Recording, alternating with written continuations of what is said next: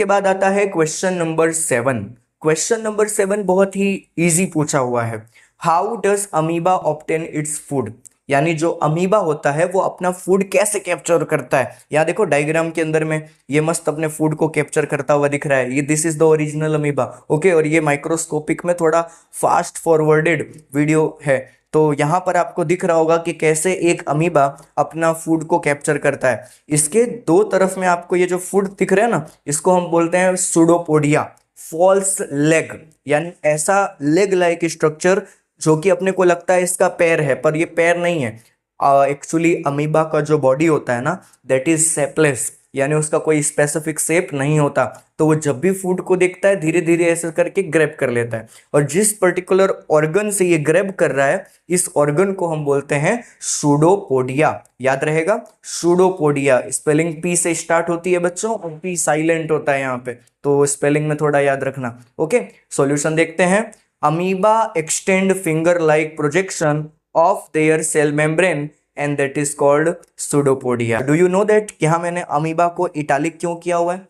Amoeba को italic करने का रीजन ये है कि amoeba is the scientific word, और साइंटिफिक वर्ड को जब आप अपने नोटबुक में लिखो ना, तो आप उसको लिखने के बाद में अंडरलाइन कर देना और फर्स्ट वर्ड कैपिटल रखना। इसको एक्चुअली कैरोलस लीनियस एक साइंटिस्ट हैं जिन्होंने बाइनोमियल नोमेनक्लेचर के थ्रू ये रूल बनाया था, ठीक है, जिसमें सारे ऑर्गेनिज्म के साइंटिफिक नेम हम इसी तरीके से लिखते हैं।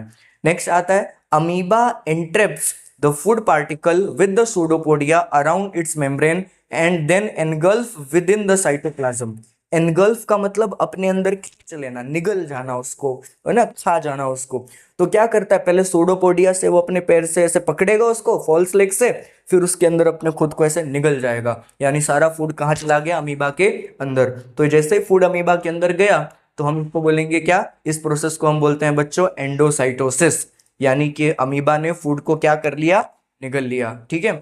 अच्छा, एक और चीज याद रखना, अगर कोई सेल सीधा किसी ऑर्गेनिज्म को खा जाता है, हम उसको बोलते हैं फेगोसाइटोसिस। अगर कोई सेल किसी भी लिक्विड सब्सटेंस को पी जाता है तो हम उसको बोलते हैं पिनोसाइटोसिस। और अगर कोई खा भी रहा है पी भी रहा है, दोनों साथ में हो रहा है, तो ऐसे कंडीशन को बोलते हैं एंडोसाइटोसिस। अमीबा एंडोसाइटोसिस करता है, मतलब फूड पार्टिकल के साथ साथ सम वाटर ड्रॉपलेट्स भी उसके अंदर आ जाते हैं, तो यानी खाना पीना दोनों चालू है उसका। ठीक है, याद रखना, आईएमपी टर्म है।